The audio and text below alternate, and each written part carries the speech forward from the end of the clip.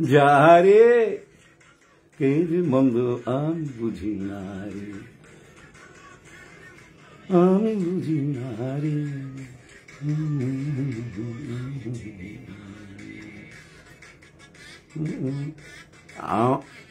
কে একটা কমেন্ট করেন প্লিজ।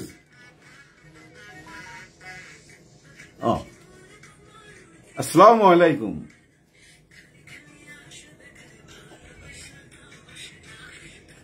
না না না না না না না না।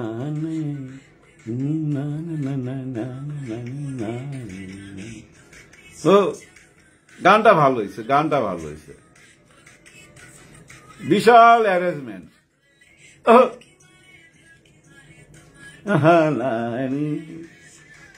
মেয়েটা দারুণ। সাকিব যে মানায়, সবকিছুতে মানায়, আসলেই মানায়। শুনে হেডফোনে সরি না রে, একদম ধামাকা গান হয়েছে, পয়সা উসুল গান, পয়সা উসুল গান। মূলধারার ছবির জন্য এরকম একটা গান লাগে, অডিয়েন্স ডিমান্ড, পাবলিক ডিমান্ড। তবে গানের মধ্যে গল্পের কথা আছে। কাউরে চিনি না, কে মন্দ কে ভালো চিনি না। ও কে মন্দ আমি চিনি না রে। ও যাই হোক, হ্যাঁ, গানটা কিন্তু সত্যি ভালো হয়েছে, ধামাকা গান। এনজয় করবে, হলের মধ্যে না এনজয় করবে। বিশেষ করে আর সাকিবিয়ানরা তো মনে করেন যে সামনে যে নাচবে দেখেন, আর ছবির এন্ডে যদি আবার লাগায় দেয় পুরা ধামাকা হয়ে যাবে নাচটা। ভালো লাগছে। শাকিব খানের একটা ব্যাপার কি জানেন, ওর ফিগার, চেহারা, নাচ আপনি ফেলা দিতে পারবেন। আপনি বোম্বের যে কোনো স্টারের সাথে নাচতে দেন, একই জায়গায় নাচতে দেন, ও পার হয়ে যাবে। কারণ কি জানেন, ওর বেসিক জিনিসটা জানা আছে। এমন না যে সিনেমায় আইসা নাচ শিখছে। ওই যে অনেক হিরো আছে কিন্তু সিনেমায় আসার পর না নাচ শিখে। কিভাবে জানেন?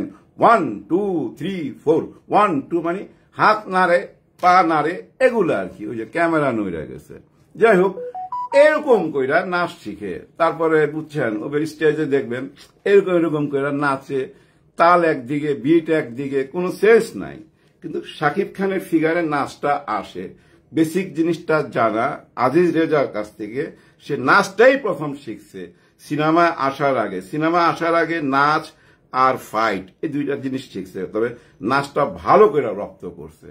আর আজিজ রেজা তো বুঝিনি, তার অনেক স্টুডেন্ট আছে যারা এখন নাচে, খুবই উস্তাদ, সেও ভালো ডান্স করে।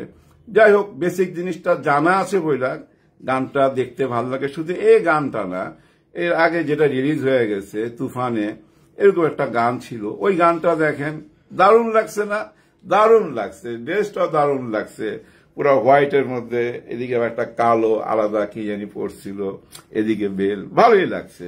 যাই হোক, আমি বলছিলাম আজকে এই যে আমার মানে কিছুক্ষণ আগে একটা স্ট্যাটাস দিছি যে আপনাদের কোনো মনের কথা থাকলে আমাকে বলবেন, আমি উত্তর দিব। এর মধ্যে অনেকেই লেখছে, অনেকে সালাম দিচ্ছে, সালাম জানাইছে, ভাই ঈদ মোবারক, দোয়া করবেন, আপনাদের জন্য দোয়া রইল। এখন উত্তরটা সবাই দেওয়া সম্ভব না, আমি একটু লিখে রাখছি। যেমন এখানে এসকে পলাশ খান, হ্যাঁ এসকে পলাশ খান, উনি একটা কঠিন প্রশ্ন করছে যেটার উত্তর দিতে গেলে অনেক কিছু বেরিয়ে আসবে। উনি জানতে চাইছেন বরবাদ যখন নিষিদ্ধ কইরা দেওয়া হইল, হ্যাঁ বরবাদ যখন নিষিদ্ধ কইরা দেওয়া হইল, তখন তো কাউকে দেখলাম না আইসা একটা স্ট্যাটাস দিতে বা বরবাদের পক্ষে দাঁড়াইতে। কথা কিন্তু ঠিক, হ্যাঁ কাউকে তো দেখলাম না, কোনো হিরোকে দেখলাম না একটা স্ট্যাটাস দিতে যে ভাই বরবাদ কেন নিষিদ্ধ করবেন, সামনে ঈদ। প্রত্যেকটা হল মালিক তাকায় রয়েছে, জানেন 100-র উপরে বুকিং হয়ে গেছে। এই 100 হল মালিক তো তাকায় রয়েছে না এই ছবিটার দিকে। ঈদের জন্য 130 থেকে 140টা হল চলে, বেসিক হল আছে 60 থেকে 65টা, যেটা চালাইতে পারবেন। কিন্তু ঈদের কারণে সেটা হয়তো 150 গিয়েও ঠেকতে পারে। কিন্তু এই যে 100 হল মালিক তাকায় ছিল, কত কোটি টাকা এখানে ইনভেস্ট করছে একটু হিসাব করেন। হ্যাঁ, একটু হিসাব করেন। এই যে আপনার টঙ্গী আর জয়দেবপুর, এখানে 2টা হলে, মাঝখানে একটা বর্ষা ছিল যেটা আগের বার চালাইছিল আমাদের এই যে তুফান ছবিরা চালাইছিল, কিন্তু এবার বর্ষা চালাচ্ছে না। টঙ্গী এবং জয়দেবপুর 2 হল 10.5 লক্ষ টাকা একদম নেট। এখানের মধ্যে যে মাঝখানে যে বুকিং এজেন্ট আছে তাকে কিছু দিতে হবে এমন কিছু না, কারণ হলের মালিক সরাসরি নিচে মাস্টার সাহেব, যে এই ছবিটা বুকিং করতেছে মাস্টার সাহেব। এই মাস্টার সাহেব কিন্তু অনেক বিখ্যাত। শাকিব খানের সব ছবি কিন্তু তার হাত দিয়ে রিলিজ হয়। উনাকে কেন মাস্টার সাহেব বলা হয় আপনারা জানেন? কেউ জানেন না। উনি আমাদের রোজিনা ম্যাডাম, যে নায়িকা রোজিনা ম্যাডাম, উনার টিচার ছিলেন। উনার টিচার ছিলেন, রোজিনা ম্যাডামকে পড়াইতেন, ওই থেকে উনি মাস্টার সাহেব। পড়াইতে পড়াইতে একটা টাইমে মনে করেন যে রোজিনা ম্যাডামের শিডিউল থেকে আরম্ভ কইরা সয় সম্পত্তি সব কিছুর নখদর্পণে ছিল এই মাস্টার সাহেবের। মাস্টার সাহেবই দেখাশোনা করত, রোজিনা ম্যাডাম শুটিং এ ব্যস্ত থাকতো। ওই থেকে কিন্তু এই মাস্টার সাহেব সবাই কাছে একজন প্রিয় ব্যক্তিত্ব। 5 ওয়াক্ত নামাজ পড়ে, খুবই ফরেজগার মানুষ এবং সৎ মানুষ। সৎ বইলা কিন্তু দেখেন আজও টিকে আছে। হ্যাঁ, 50 বছর হয়ে গেছে ডিস্ট্রিবিউশনে উনি টিকে আছেন। তার হাত দিয়ে ছবিটা রিলিজ হচ্ছে, এই যে আমাদের বরবাদ। তো উনি যে লেখলেন পলাশ সাহেব, পলাশ খান, উনিও কিন্তু খান। হ্যাঁ, শাকিব খান, পলাশ খান, এসকে পলাশ খান। তো উনি জানতে চাইছে, তখন তো কেউ আসলো না। সাকিবিয়ানরা যখন প্রতিবাদ করলো, গাড়িতে থাপ্পড় মারলো, তখন কেন সবাই এটার পিছনে লাইগা গেল? গাড়িতে থাপ্পড় নিয়ে অনেক কথা হয়েছে ভাই, অনেক কথা হয়েছে। যাই হোক, ওনার উত্তরটা আমি আর কি দেবো, আসলে উত্তরটা হইলো এইটাই, চলতে নারী চলন বাঁকা। একটা কথা আছে না, কথাটা কইতে পারলাম কিনা ঠিক মতো জানি না। মানে আমি যাকে দেখতে পারি না তার অনেক ভুল ধরতে হবে, তার প্রচুর সমালোচনা করতে হবে, বুঝছেন না? ব্যাপারটা এরকম আর কি, আমি কি আর বলুম। যাই হোক, মামুন খান, হায় হায় হায় হায়, না না, সরি, উনি মামুন খান না, মামুন রাজ। উনি কিন্তু একটা ভয়াবহ প্রশ্ন করছে আমারে। ওই যে আমি একটা স্ট্যাটাস দিছি, ওইখানে ইঙ্গিত করছি ওমর সানির কথা, কিন্তু দীপজলের কথা কেন লিখলাম না? মানে দীপজলের কথা বলতে কি ভয় পান? ভয় পাই। অসুবিধা কি? আসলে আমি দীপজল সাহেব যে এটা বলছে আমি জানতাম না, কিন্তু সানি সাহেব যে বলছে ওইটা চোখে পড়ছে। আর দীপজল সাহেব তো এর আগেও কথা বলছে আমাদের শাকিব খানকে নিয়ে। ওনার একটা বলার অধিকার আছে। আপনারা মাইন্ড করেন না কেউ।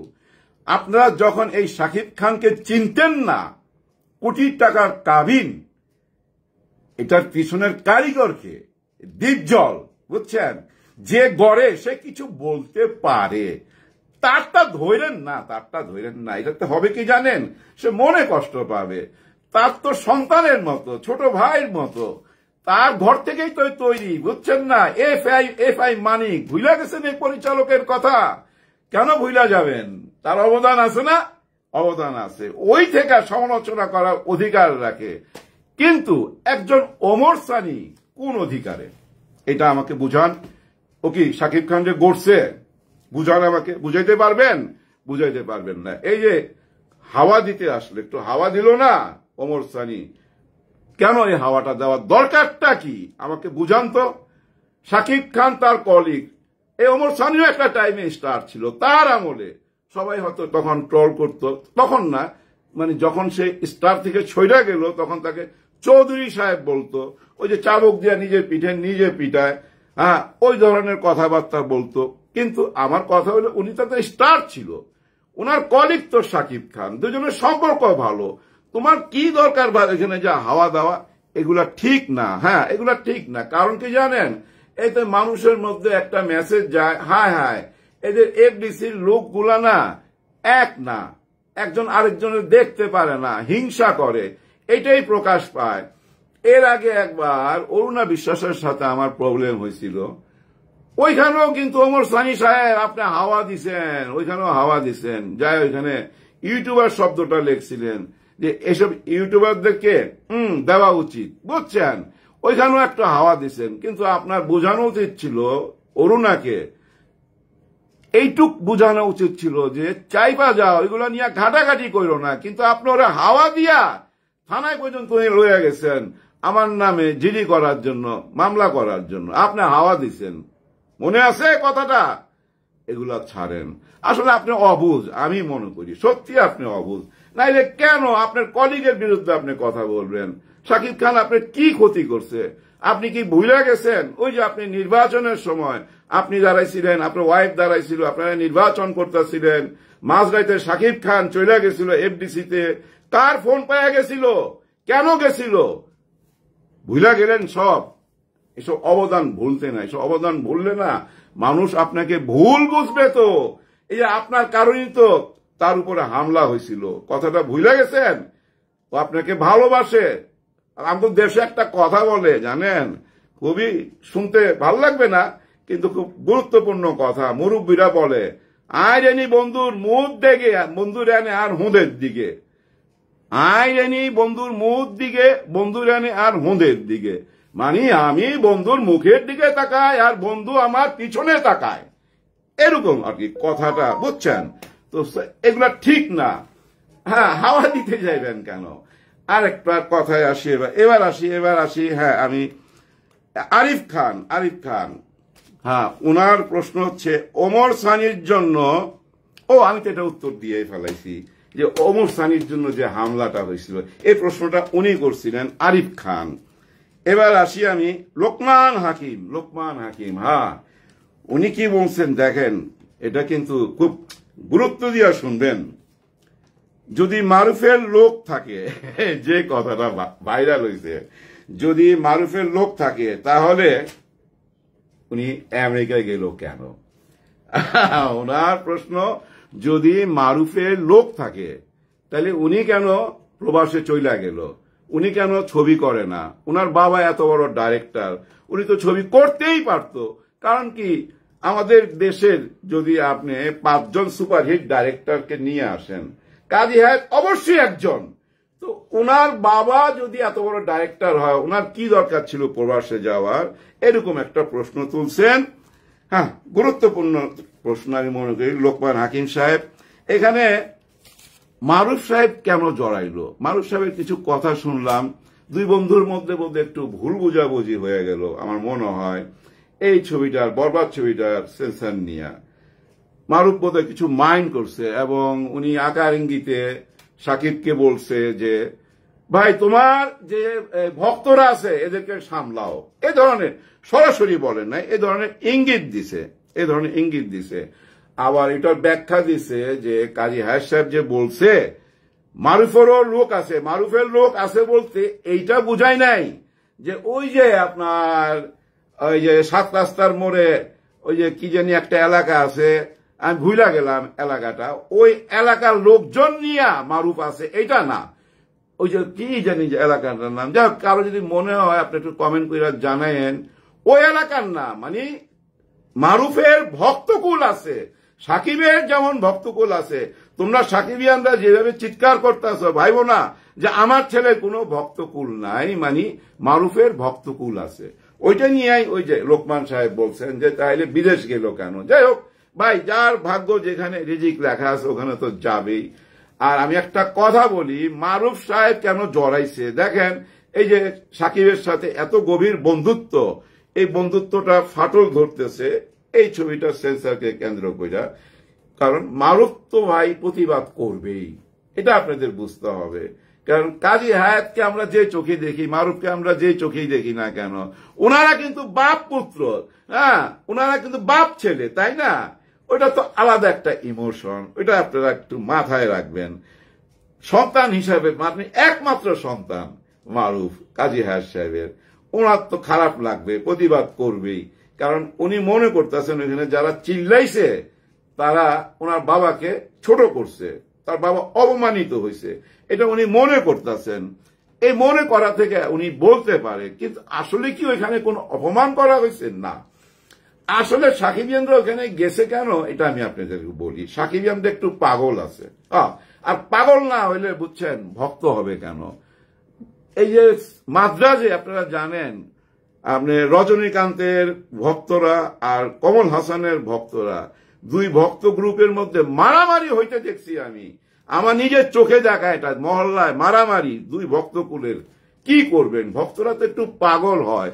ওই ভক্তরা স্লোগান দিতেছিল আপনারা দেখা, কারণ কি জানেন, ওইখানে অনেক ইউটিউবার ছিল, ওরা কন্টেন্ট বানাচ্ছিল। আপনি এত বড় একজন পরিচালক, আপনার তো বোঝা উচিত প্রত্যেকটা মানুষই এখন বুঝছেন সোশ্যাল মিডিয়ার সাথে জড়িত, সবাই হাতেই মোবাইল আছে। মোবাইল আছে মানে একটা ক্যামেরা আছে, এটা তো অন হয়ে আছে চারিদিকে। আপনি যে ধমক দিচ্ছিলেন, মারুফের কথা বলতেছিলেন, আপনার চেহারার মধ্যে প্রচুর রাগ ছিল, প্রচুর রাগ ছিল, আর এগুলা রেকর্ড হচ্ছিল, আর এগুলাই কিন্তু এখন ভাইরাল হচ্ছে। এটা আপনার মাথা থেকে কেন চলে গেল আমি বুঝি না। আপনি তো শুধু ডাইরেক্টর না, আপনি একজন অভিনেতাও বটে, অনেক বড় অভিনেতা। সবচেয়ে মজার ব্যাপার কি জানেন, শাকিব খানের সব ছবিতেই কিন্তু কাজী হায়াত সাহেব থাকেন। হ্যাঁ, শাকিব খানের সব ছবিতে। অনেকে মন্তব্য করে যে এটা রাখা হয় যেহেতু উনি সেন্সর বোর্ডের মেম্বার, একটা সুযোগ সুবিধা পাওয়ার জন্য, যা আমার ছবিটাকে সুনজরে দেখবে, এই জন্য ওনাকে রাখি। না, ব্যাপারটা এরকম না। লম্বা চৌড়া আছে তো মানায়। প্রিয়তমাতে সুপারহিট না প্রিয়তমা ছবিটা, কাজী হায়াত সাহেব বাবার চরিত্রটা করছে না, নাকি ভুল বললাম বলেন তো? সুপারহিট ছবি, ওই অঙ্কেতে না হয়। উনি ভালো, গলার ভয়েসটাও তো দারুণ। আমার ছবিতে অভিনয় করছে। হ্যাঁ, এই যে মান্নার প্রোডাকশনে যে দুইটা ছবি আমি করছি, দোনো ছবিতে উনি আছেন, তো ভালো অভিনেতা, অনেক দিন যাবত অভিনয় করে। যাই হোক, ওই বাপ ছেলের ব্যাপারটা আপনারা অন্যভাবে দেখেন না। একটু মন্তব্য করার সময় শুধু মাথায় রাখবেন ওনারা পিতা পুত্র, এই কথাটা মাথায় রাখলে হবে, আর কোনো প্রবলেম নাই। যাই হোক, চাঁদ মামা গান নিয়ে তো কথা বললাম, আর আমি কোনো কিছু রিয়াকশন যদি দেখতে ইচ্ছা হয় শাকিব খানের, মনে করেন শাকিব খানের একটা গান আইছে, আমি গানটা আগে দেখি না, আমি চলে যাই কোথায় জানেন, কলকাতায় চলে যাই। কলকাতার একজন ইউটিউবার আছে, আমার বোন মনে করেন, আমাকে ভাইয়া হিসাবে সম্বোধন করে, সম্মান দেয়, হাই হ্যালো করে 2-3 মাস পর একবার। কৌশলী ও যেভাবে ক্যামেরার সামনে আসে না ভাই, মানে ওয়াও ওয়াও ওয়াও করে যে হিং করে না ভাই, ওইটা আমার কাছে ভাল লাগে। প্রাণ খোলা, হাসিটাও প্রাণ খোলা, এবং যা বলে একদম মন থেকে বলে। ও সত্যি শাকিব খানের ভক্ত হয়ে গেছে।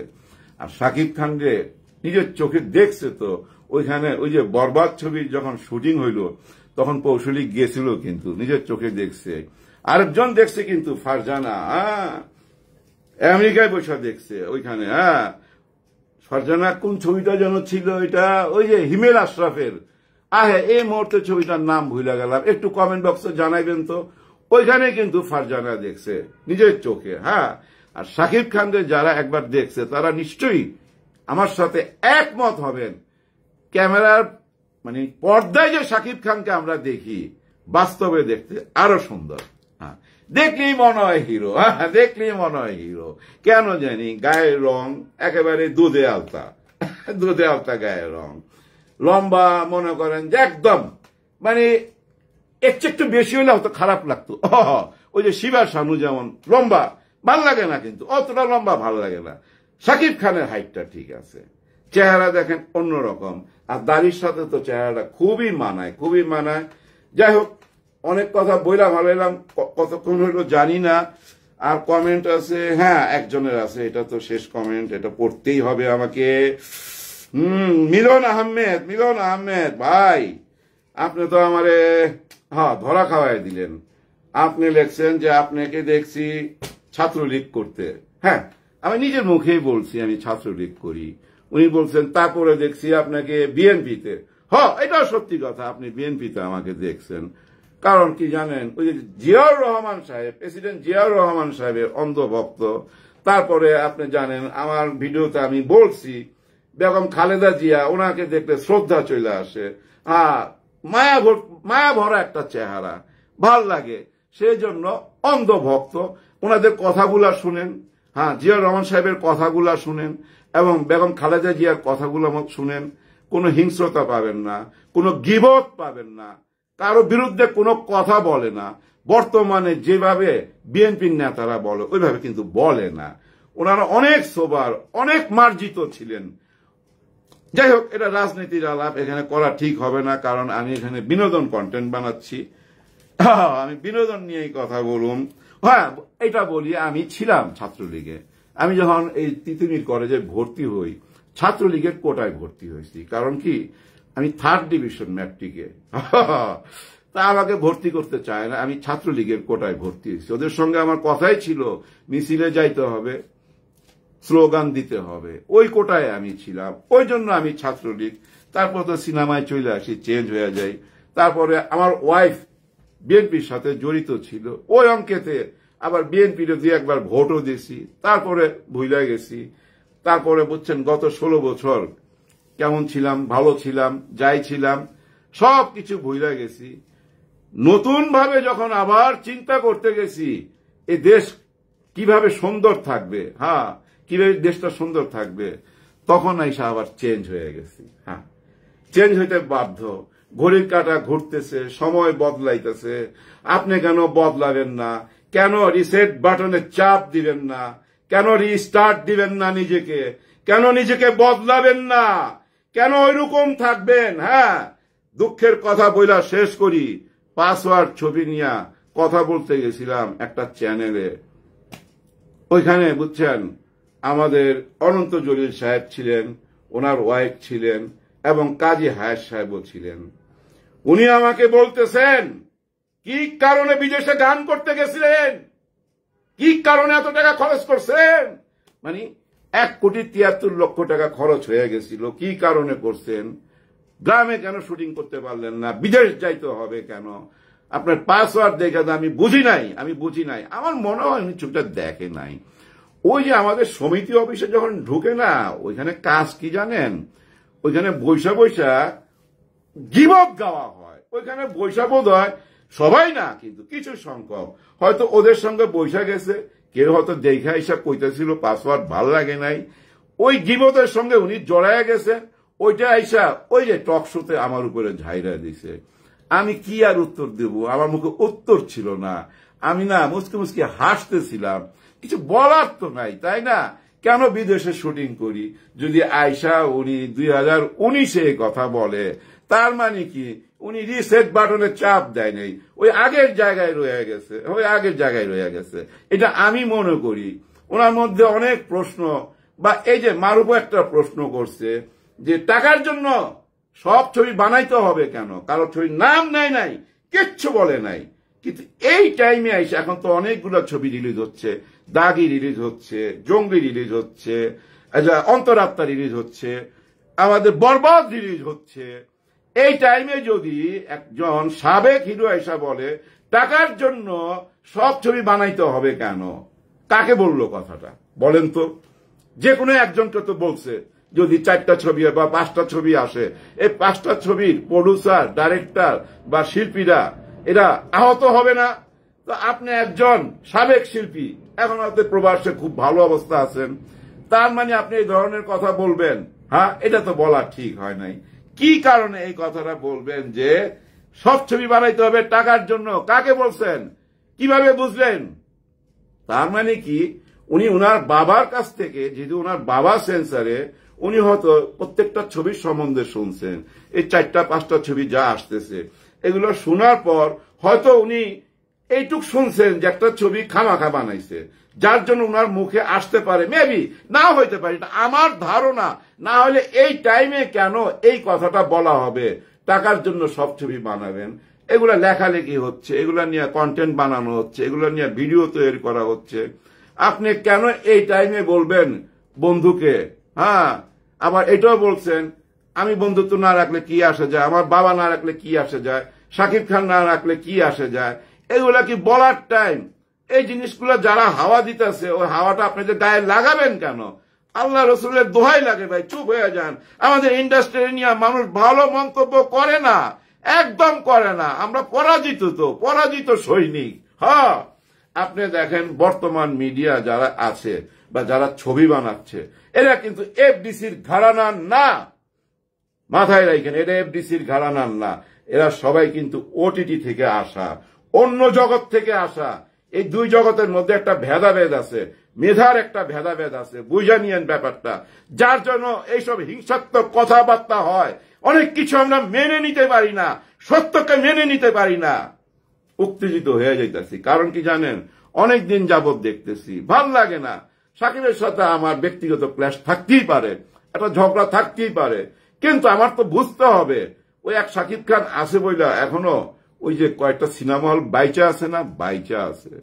শিকার যান আর না যান, অনেক বড় বড় স্টার এসে বলেন তো যে উনি যদি এত বড় স্টার হয়, মানে সাকিব খান যদি এত বড় স্টার হয়, তাহলে সিনেমা হলগুলো চইলা গেল কেন? আরে ভাই, আপনি কোন জগৎ থেকে এই কথা বলতেছেন? আপনি তো সিনেমার ওই এফডিসিতে দ্বারাই কথা বলতেছেন। তা আপনারা অভিনয় করতে না করছে কেউ, কেন আপনি অভিনয় করে সিনেমা বাঁচায় রাখলেন না? ভারতের বড় বড় সিনিয়র আর্টিস্টরা, রজনীকান্ত এখনো অভিনয় করে না? আপনারা কি ওই বয়সে গেছেন? যান নাই তো, খামাখা আরেকজনের উপর দোষ চাপায় দেন। উনি যে একাই লড়াই যাইতেছে এবং ওনার সাথে আরো অনেকে লড়াই করতে আসতেছে, ওনার সাথে না, মানে সিনেমা নিয়ে লড়াই করতে আসতেছে। আরফান নিশো, আমাদের সিহাম আসতেছে এবং আরো অনেকে আসবে। আপনারা ওয়েলকাম জানাবেন ভাই, ওয়েলকাম জানাবেন। কারো গিবত দেওয়ার দরকার নাই, কারো ছবির না দেখে অন্তত ছবি দেখার পর আপনারা মন খুইলা বলেন, কোনো আমার আপত্তি নাই, কিন্তু দেখার আগে কোনো নেগেটিভ কথা বলার দরকার নাই। ভিডিওটা শেষ করার আগে একটা কথা বলে নেই। একজন ইউটিউবারকে আমি দেখলাম, এই যে চুলগুলা এখানে দিয়া কেমনে জানি একটু কি বানায় জানি, সিনেব্রোস, ওনার কাছে নিউজ আছে 1200 ফিট কাইটা ফেলায় দিছে, 1200 ফিট কাইটা ফেলায় দিছে, এটার কাছে নিউজ আছে। এটা নিয়ে অলরেডি 4-5টা কন্টেন্ট বানায় ফেলাইছে। আরে ভাই, আমরা সিনেমার সাথে জড়িত, আমরা জানি না কতটুকু কাটছে না কাটছে? আপনি এটা নিয়ে কন্টেন্ট বানাবেন নাকি? বুঝাইতে চান আমি একজন সত্যবাদী? হ্যাঁ, আমি অলয় সত্যি কথা বলি। আসলে আপনার ধান্দাবাজি কি জানেন?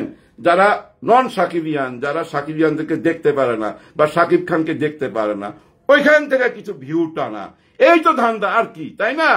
যদি কাউকে ভালোবাসেন, দিল থেকে ভালোবাসেন, তার সাথে যদি ব্যক্তিগত কোনো কিছু থাকে, থাক না, ওই মানুষটা কি দিচ্ছে ওইটা বিচার করেন। মানুষ মরে গেলে কেউ মনে রাখে না ভাই, মানুষের নাম মনে রাখে না, মানুষের কর্ম মনে রাখে, ওইটুক মনে রাখেন। যাই হোক, অনেক কথা বইলা ভালাইছি, বেয়াদবি হইলে মাফ করবেন। হ্যাঁ, অনেকে আমার দাড়ি নিয়ে প্রশংসা করতেছেন, অনেকে বলতেছে যে দাড়িটা রেখা ভালো করছেন, ভালো লাগতেছে, কিন্তু একজন বিখ্যাত পরিচালক আমাকে অভিনয়ের জন্য অফার দিছে, অনেক বিখ্যাত, ওনার নাম নেব না, উনি আমাকে অফার দিছে। আমার গলার ভয়েস নাকি ওনার ভালো লাগছে, আমি ওই যে হাত পা নেড়ে চেড়ে কথা বলি, উনি ওইভাবেই ক্যারেক্টারটা লিখছে। আমি যদি এখন অভিনয় করতে যাই, হায় হায়, আমাদের মিশা সওদাগরের কি হবে? ওই ক্যারেক্টার তো মিশা সওদাগরের করার কথা, আমাকে অফার করা হচ্ছে। এখন প্রশ্ন হচ্ছে আমি যাব কি যাব না? আমি খুব ভদ্রভাবে, মার্জিতভাবে না করছি। তা আমি না করাতে আমাকে একদম জিজ্ঞেস করছিল এক ছোট ভাই, আপনারা জাহিদ ইসলাম, উনি অভিনয় করে, বরবাদ ছবিতে আছে, ছোট ভাই মতো, যে আপনি কেন না করলেন?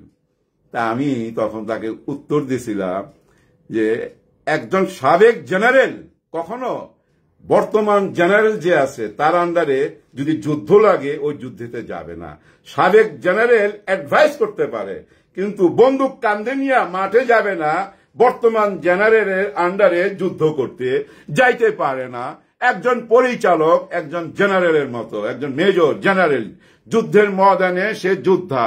আমি এখন রিটায়ার্ড করছি, অপশন নিছি, আমি কেন আরেকজন জেনারেলের অধীনে অভিনয় করতে যাবো বলেন তো? উনি অ্যাকশন বললে আমি অভিনয় শুরু করুম, উনি কাট বললে আমি থাইমা যামু, ওনার হাতের পুতুল হইতে যামু। কি দুঃখে! এত দরকার কেন? দরকার নাই। হ্যাঁ, যেই ডাকবে সেই যাইতে হবে, যেখানে যাইতে হবে, অভিনয় হইতে হবে, এগুলা ভালো না। হ্যাঁ, যে কোনো একটা কাজ মন দিয়ে করা উচিত। ধরেন আমি জুতায় সেলাই করতেছি, আমি যদি মন দিয়ে জুতায় সেলাই করতে থাকি, একটা টাইমে যায়, বুঝছেন, আমি জুতার কোম্পানির মালিক হইতে পারি। হ্যাঁ, আমি এখন জুতাও সেলাই করি, ছাতাও সেলাই করি, আবার ওদিকে ছালাও সেলাই করি, কোনো দিকে তো যাইতে পারুম না। একদিকে মন দিতে হয়, আর একদিকে মন দিয়ে যারা চায় না উপরওয়ালাও তাদেরকে হেল্প করে। হ্যাঁ, আপনি যখন কিছু চাইতে থাকবেন, সেটা যেই হোক না কেন, প্রেমের বেলায় যদি প্রেমিকাও হয়, কর্ম হয়, যা চান না কেন। যেমন আমি সিনেমার আসার আগে মুনাজাতও চাইতাম, ইয়া আল্লাহ আমার সিনেমায় ঢুকায় দাও, আল্লাহ আমার সিনেমায় ঢুকায় দাও। আপনি যখন কোনো কিছু মন থেকে চাইতে থাকবেন, আপনি শিরা, উপশিরা, রক্ত, মগজ, সারা শরীর আপনাকে হেল্প করতে থাকবে, সহযোগিতা করতে থাকবে। বাস ভাড়া না থাকলেও জানেন, হাইটা হাইটা মহাখালী থেকে রেল লাইন ধরা এফডিসির গেটে যায় দাঁড়ায় থাকবেন, আপনাকে টাইনা নিয়ে যাবে। তো উপরওয়ালা তখন হেল্প করতে থাকে। এইভাবেই তো মানুষ সফল হয়। সবার জন্য সবাই দোয়া করবেন। আল্লাহ হাফেজ।